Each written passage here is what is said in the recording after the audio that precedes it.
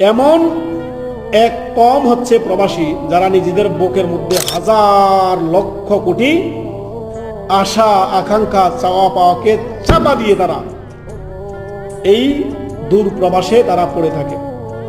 সকলের চাহিদা মিটিয়ে নিজে অপূর্ণ, সকলের চাহিদাকে পূর্ণতা দিয়ে নিজেই অপূর্ণ থেকে যায়, তার নাম হচ্ছে প্রবাস।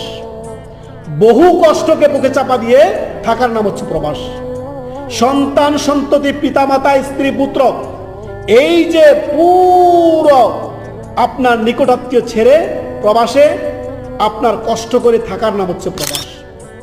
একটু আগে বলেছি যে এর বিনিময়ে আল্লাহর কাছে চাইবেন যে আল্লাহ, আমি আপনার সন্তুষ্টির জন্য, পরিবারের আপনার ভরণ পোষণের জন্য, পরিবার সচ্ছল থাকার জন্য আমি আল্লাহ প্রবাসে পড়ে আছি।